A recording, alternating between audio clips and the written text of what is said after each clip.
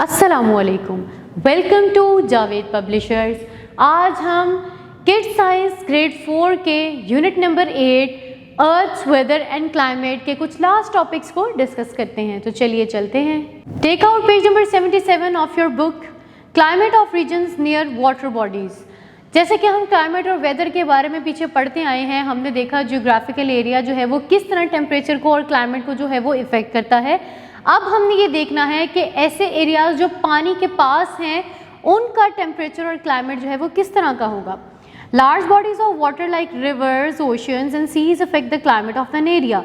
Water heats and cools more slowly than land. Climate of the coastal area is mild और moderate. बहुत ज़्यादा बड़ी पानी के जो रेजरवायर ज़खायर हैं जैसे कि दरिया, समुंदर, ओशियंस, ये सब जो हैं एक जगह के क्लाइमेट को इफेक्ट करते हैं। पानी जितनी जल्दी गर्म होता है उतनी जल्दी ठंडा भी हो जाता है as compare to the earth. ज़मीन इतनी जल्दी गर्म नहीं होती और ना इतनी जल्दी ठंडी होती है, जबकि पानी जल्दी ठंडा भी हो जाता है और जल्दी गर्म भी हो जाता है। तो जो क्लाइमेट है कोस्टल एरियाज़ का वो माइल्ड और मॉडरेट होता है। माइल्ड मतलब दरमियाना, मॉडरेट मतलब भी एतदाल में होता है।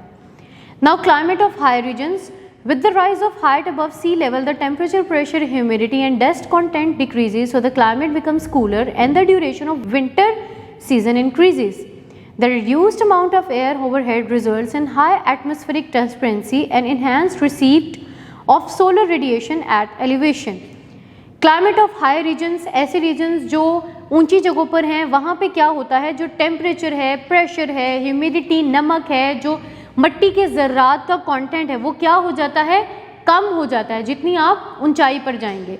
तो उसकी वजह से क्या होगा, उस जगह का जो क्लाइमेट होगा वो ठंडा होगा और जो वहाँ पे जो सर्दियों का मौसम है वो लंबा जाएगा। इसी तरह हमारे मैंने आपको बताया हम सब पे क्या है, एक एयर, एटमॉस्फेरिक एयर जो है, प्रेशर जो है हम पे एग्जर्ट हो रहा है, एयर एग्जर्ट हो रही है। तो वो क्या होगा, वो भी है जैसे जैसे हम ऊपर जाते जाएंगे तो एटमॉस्फेरिक प्रेशर जो है वो हम पे ज़्यादा होता जाएगा और जो सोलर रेडिएशन हैं, जो अर्थ, जो सन रे स्ट्राइक कर रही हैं वो उस पर क्या होती जाएंगी, एलिवेशन पे चली जाएंगी। Now global change in climate. The atmosphere of earth change due to the activities of human beings, increase in the quantity of carbon dioxide and other dangers gases in atmosphere is due to smoke released from factories, vehicles and other human activities. Global change in climate का मतलब है कि पूरी दुनिया का जो climate है वो कैसे बदलता जा रहा है, वो क्यों बदलता जा रहा है, ये सब इंसानों की वजह से। हम ही जो एक्टिविटीज़ इस तरह की करते हैं जिसकी वजह से कार्बन डाइऑक्साइड एमिशंस एनवायरनमेंट में ज़्यादा हो रही हैं। ऐसी हार्मफुल गैसेस जो कि हमारे लिए ख़तरनाक हैं, वो ऐसी गैसेस हम खुद ब खुद अपनी ही एक्टिविटीज़ की वजह से जो इन्वायरमेंट में रिलीज़ कर रहे हैं, उसकी वजह से जो पूरी दुनिया का जो क्लाइमेट है वो तब्दील हो गया है। मतलब अब हमारे पास क्या है, पहले होता था सर्दियां और गर्मियां इक्वल पोर्शन में आ रही हैं, 6 माह अगर सर्दी है तो 6 माह गर्मी है। लेकिन ग्लोबल वार्मिंग की वजह से, क्लाइमेट चेंज की वजह से हमारी गर्मियां प्रोलॉन्ग हो गई हैं और सर्दियां हमारी कम हो गई हैं। तो ये सब किसकी वजह से है, ह्यूमन एक्टिविटीज़ की वजह से। जैसे कि उन्होंने आपको एग्जाम्पल्स बताई, जो फैक्ट्रियों में से धुआं निकलता है, जो गाड़ियाँ यूज़ करते हैं, बसें यूज़ करते हैं, जितनी भी ट्रांसपोर्टेशन के सोर्सेज हैं जो हम यूज़ करते हैं, उन सब से जो गैसेस रिलीज़ हो रही हैं वो ग्लोबल वार्मिंग को लीड करती हैं। इसी तरह हमारी जो दूसरी एक्टिविटीज़ हैं वो सब ग्लोबल वार्मिंग को लीड करती हैं। It is increasing the average temperature of the earth, this is called global warming. इसकी वजह से जो हमारी अर्थ का टेम्परेचर राइज हो रहा है इसको हम क्या कहते हैं, global warming. Now global warming is a long-term heating of Earth's climate system observed since the pre-industrial period between 1850 and 1900 due to human activities, primarily fossil fuels burning, which increase heat trapping greenhouse gas level in Earth environment. Global warming is very harmful for climate and life on land and in water. इसी तरह उन्होंने कहा है global warming ये नहीं कि आज हमने एक्टिविटी की है तो कल जो है वो पूरी ग्लोबल वार्मिंग हो जाएगी, पूरी अर्थ का टेम्परेचर जो है वो चेंज हो जाएगा। नो, ये एक लॉन्ग टर्म चेंजेस है। मतलब कि जब 1850 से इंडस्ट्रियल एरा हमारा स्टार्ट हुआ था, इंडस्ट्रीज लगाना हमने स्टार्ट की थी, तब से आहिस्ता आहिस्ता आहिस्ता हमारी जो इन्वायरमेंट है वो डिग्रेड होती जा रही है। उसको दोबारा से बनने का टाइम नहीं मिल रहा, वो रोज़ रोज़ जो है वो डिग्रेड होती जा रही है। इसकी वजह से जो ग्लोबल वार्मिंग है वो एनहांस हो गई है। हम जो फॉसिल फ्यूल जलाते हैं, नेचुरल गैस, ऑयल वगैरह, इनकी जो बर्निंग से जो इमिशंस होती हैं उसकी वजह से ग्लोबल वार्मिंग होती है। अब ये जो इमिशंस हो रही है ना, ये कैसे ग्लोबल वार्मिंग करती है कि ये जो हमारी हीट है, जो हमारी अर्थ से हीट रिलीज होगी और जो सूरज से जो हीट आ रही है उस सूरज की हीट को सारे को ट्रैप कर लेंगे और जो अर्थ में टेम्परेचर एक बार बढ़ गया उसको रिलीज नहीं होने दे रही।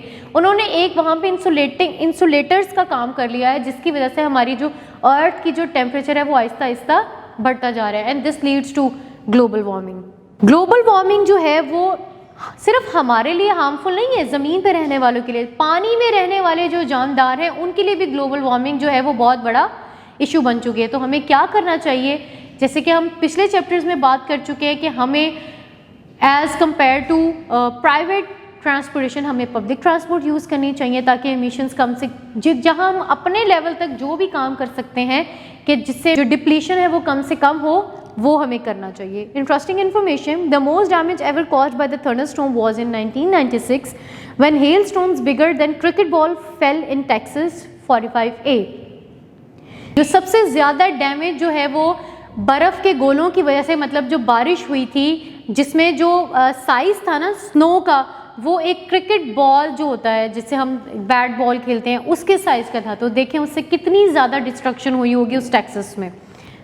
Interesting information, since the mid-1990s we have lost around 28 trillion tons ice, with today's melt rate standing at 1.2 trillion tons a year. To understand the total bulk of melted ice, keep in mind that all combined weight of human made things till today is 1.1 trillion. Now we can understand how much ice has been melted. यहाँ पे वो आपको ये बता रहे हैं कि global warming की वजह से हमारी अर्थ की जो स्नो है, जो हमारी माउंटेन्स हैं कवर्ड विद स्नो, वो क्या है अपने टाइम से पहले पिघल रही हैं।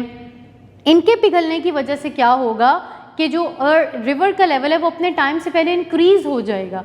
यहाँ पे आपको ये बता रहे हैं कि 1990s के मिड तक हमने 28 ट्रिलियन आइस जो थी वो लॉस्ट की थी। मीन्स के वो कहाँ चली गई, वो मेल्ट होकर रिवर्स में, सीज में चली गई। वो हमारे लिए यूजेबल नहीं है, वो तो सॉल्टी वाटर के साथ मिक्स हो गई, तो हम उसको यूज़ नहीं कर सकते। और अब तक जो हमारे पास रह गया है वो 1.1 ट्रिलियन जो है वो स्नो हमारे पास रह गई है, जो कि हमारे लिए अब यूजेबल है, लेकिन वो पहले की अमाउंट से बहुत ज़्यादा कम है क्योंकि हमारी सारी की सारी जो स्नो है वो रिलीज हो चुकी है in rivers and seas. Now key points, the day to day change in the atmospheric condition of a region is called weather, the long term weather condition of a region is called climate, natural ecosystems are affected by weather conditions and climate. The weather and climate of a specific geographical location is affected by many factors.